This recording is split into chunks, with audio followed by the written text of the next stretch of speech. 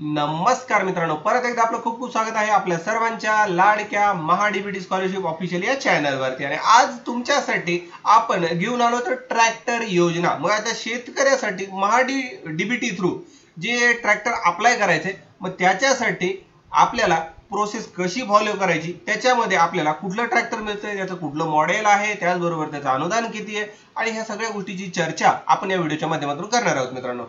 तर पूर्ण व्हिडिओ पाहत राहा। सर्वप्रथम मित्रांनो, आपण महाडीबीटी स्कॉलरशिप ऑफिशियल या चॅनलवर नवीन असाल, अद्याप चॅनलला सबस्क्राइब केलं नसेल तर सगळ्यात अगोदर तात्काळ मध्ये चॅनलला सबस्क्राइब करा, म्हणजे नवीन येणारा व्हिडिओ सर्वात अगोदर तुमच्यापर्यंत पोहोचेल। चला वळूयात आजच्या विषयाकडे। सर्वप्रथम पहा, आपण महाडीबीटी ची जी फार्मरची वेबसाईट आहे त्या अधिकृत वेबसाईट वरती आलेलो। इथे येण्यासाठी याची जी लिंक आहे तुम्हाला डिस्क्रिप्शन मध्ये आणि कमेंट सेक्शन मध्ये प्रोव्हाइड करणार आहे, त्याला क्लिक करा आणि या वेबसाईट वरती रिडायरेक्ट व्हा। पण थांबा, अगोदर पूर्ण व्हिडिओ पाहून जा। आता सर्वप्रथम पहा, इथे आल्याच्या नंतर तुम्हाला शेतकरी गट किंवा वैयक्तिक शेतकरी असे दोन ऑप्शन दिसते। तर तुम्ही ज्या कॅटेगरी मध्ये मोडतात त्या कॅटेगरीला इथे चूज करा, अशा पद्धतीने तुम्ही चूज करू शकता। आणि तुमचा जो शेतकऱ्याचा आयडी आहे तो प्रविष्ट करायचा। हा कुणासाठी आहे? हा वैयक्तिक शेतकऱ्यासाठी। तर तो आयडी मी इथे टाकतो आणि ओटीपी घेऊयात, म्हणजे आपल्याला लॉगिन ची प्रोसेस सुरू होईल। तर आता आपण ओटीपी सेंड केलेला आहे। माझा फार्मर आयडी एंटर करून आपण ओटीपी सेंड करा या बटनाला क्लिक केलंय। आपल्या समोर असं एक पॉपअप ओपन होतो आणि याच्यामध्ये लिहिलंय की तुमचा जो ओटीपी आहे तुमच्या आधारशी लिंक असलेल्या मोबाईलवर पाठवण्यात आलेला आहे, तर तो तुम्ही चेक करा। तर आपण याला ओके करून घेऊयात आणि इकडे आपला ओटीपी भरून ओटीपी तपासा या बटनाला क्लिक करू। म्हणजे याने नेमकं काय होईल की तुमचं लॉग इन होईल आणि आपण त्या हव्या त्या योजनेला अप्लाय करू शकतो। बघा, आता तुम्ही त्याला ओटीपी तपासा बटनाला क्लिक केले, मग तुमच्या समोर असा पॉपअप ओपन झाला। याच्यामध्ये सांगितलंय की तुमची जी माहिती आहे ती फेच झाली, तुमच्या समोर आलेली आहे आणि आता आपण थोडक्यात बेसिकली लॉग इन झालेलो आहोत। मग आता लॉग इन झाल्याच्या नंतर आपल्याला जे ट्रॅक्टर घ्यायचे त्या संदर्भात ऍप्लिकेशन करण्याची प्रोसेस काय हे जाणून घेऊयात। त्याचबरोबर आपल्याला त्याचं अनुदान आणि त्याच्या इलिजिबिलिटी म्हणजे पात्रतेच्या काही अटी आणि काय शर्ती आहेत ते पण आपण या व्हिडिओच्या माध्यमातून पाहणार आहोत मित्रांनो।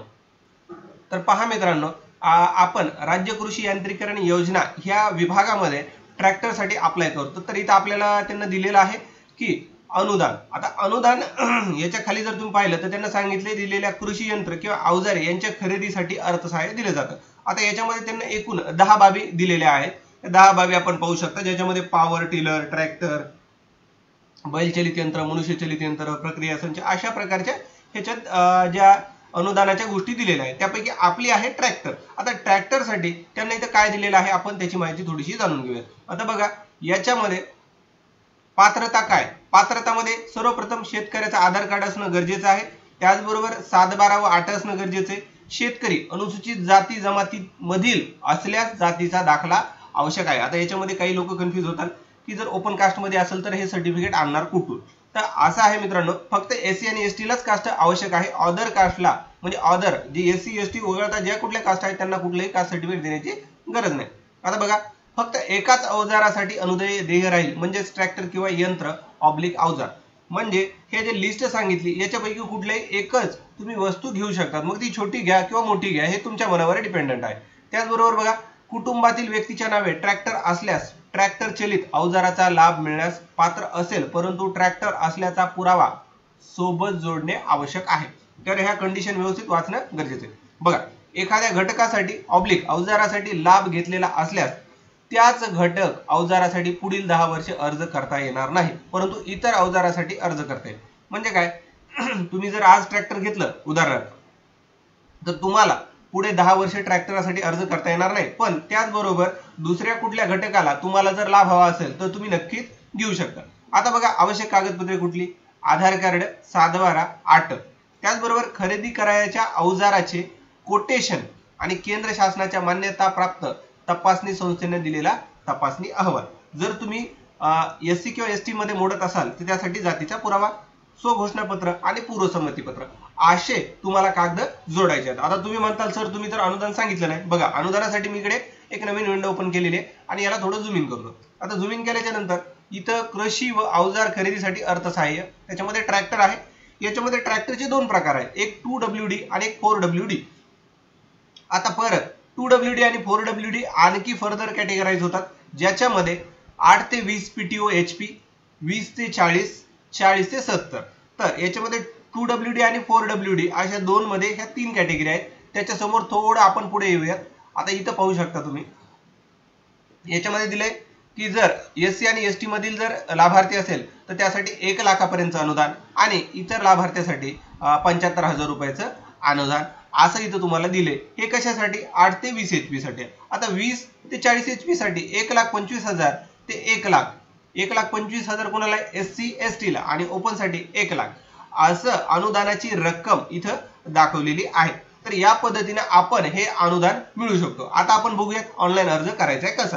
सर्वप्रथम बघा, आता इथपर्यंत आपण आलेलो. इथं लॉग इन केल्याच्या नंतर घटकासाठी अर्ज करा याला क्लिक केलं. इथं आल्याच्या नंतर कृषी यांत्रिकीकरण याच्या समोर बाब निवडा या बटनाला आपण क्लिक करून घेऊया.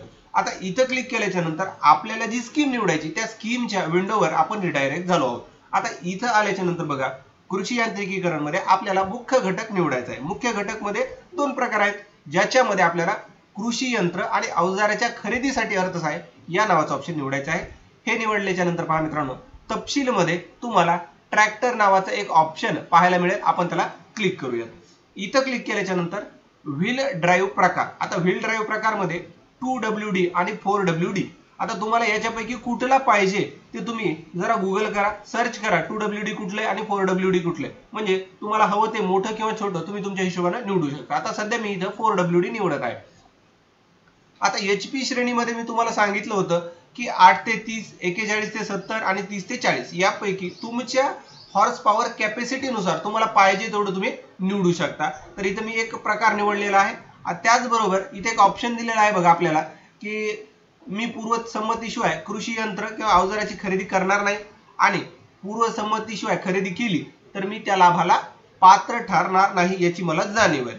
असं क्लिक केले वाचल्याच्या नंतर याला टिक करा आणि जतन करा या बटनाला क्लिक करायचे. मग अशा पद्धतीनं तुम्हाला ट्रॅक्टरसाठी ऑनलाईन अर्ज करायचा आहे. आणि हे झाल्याच्या नंतर याची प्रिंट काढून घ्या. जेव्हा तुमचं सिलेक्शन लिस्ट मध्ये नाव येईल, तुम्हाला मेसेज येईल, त्यावेळेस तुम्हाला तुमचं कोटेशन आणि इतर डॉक्युमेंट अपलोड करायचं ऑप्शन दिसतं. त्यानंतर मग तुमचं पात्रता होईल आणि पात्रतेच्या नंतर तुम्हाला ते ट्रॅक्टरसाठी अनुदानासाठी तुम्ही लाभार्थी ठराल, बेनिफिशियरी ठराल. मग अशा पद्धतीनं आपल्याला ट्रॅक्टरचा अर्ज करायचा होता. या संदर्भात जर तुमच्या काही अडचणी असतील तर त्या नक्कीच मला कमेंट करून सांगायला विसरू नका. त्याचबरोबर नवीन येणारा व्हिडिओ कुठल्या विषयावर हवा ते सुद्धा कमेंट करून सांगायला विसरू नका. व्हिडिओ आवडला असल्यास लाईक करा, जास्तीत जास्त शेतकरी वर्गापर्यंत हा व्हिडिओ शेअर करा, आणि अद्याप चॅनलवर नवीन असाल तर चॅनलला सबस्क्राईब करा. तुमचा मौल्यवान वेळ दिल्याबद्दल धन्यवाद मित्रांनो.